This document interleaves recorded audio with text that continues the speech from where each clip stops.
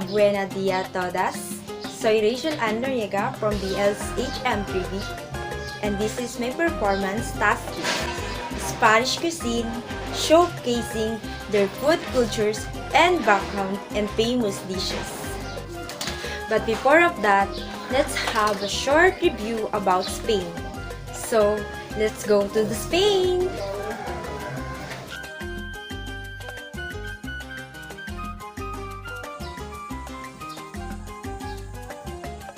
Spain, or the Kingdom of Spain, is a country in Iberian Peninsula, located southwestern Europe. Spanish culture has contributed powerfully to the evolution of Spanish language, and it is the second spoken language around the world.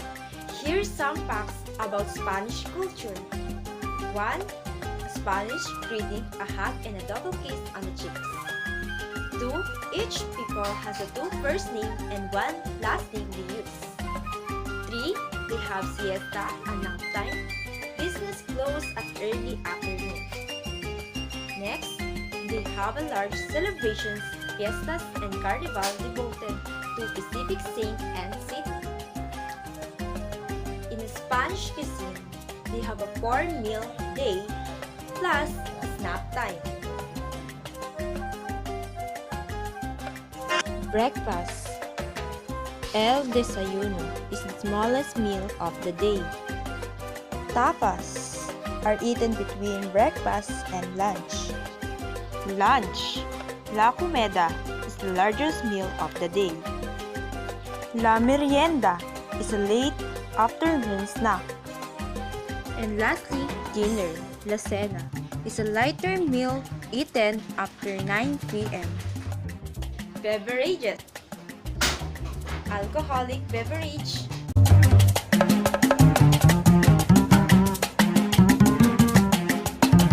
and non-alcoholic beverages. Dairy products.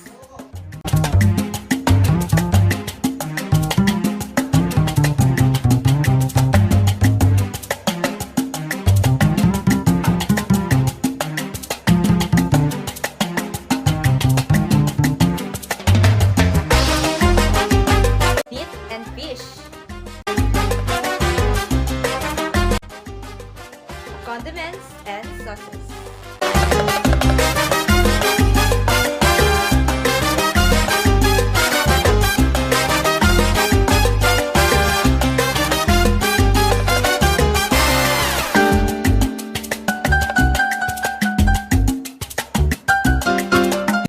Bread and pastry.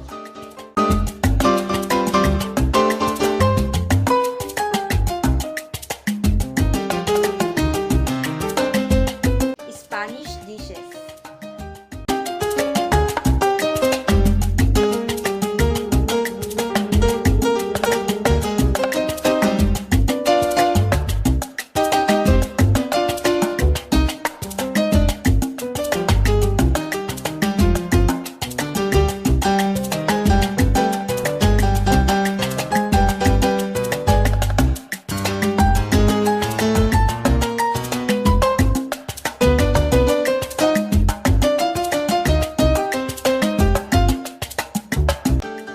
Soup and stew.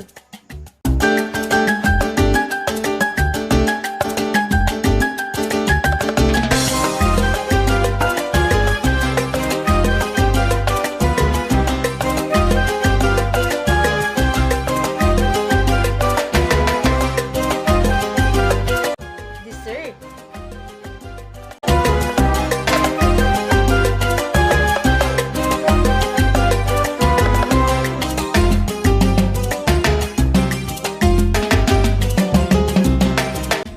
Spain has a signature sweet and small plates. It is called tapas. It has many different ways to make a tapas.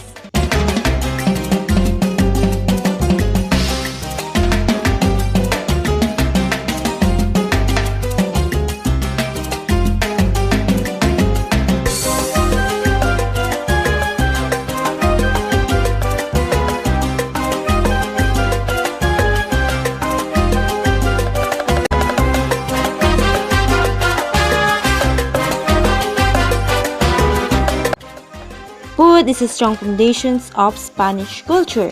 The blend of Arab, Roman, Jewish, and Mediterranean cuisine uses top ingredients and flavors.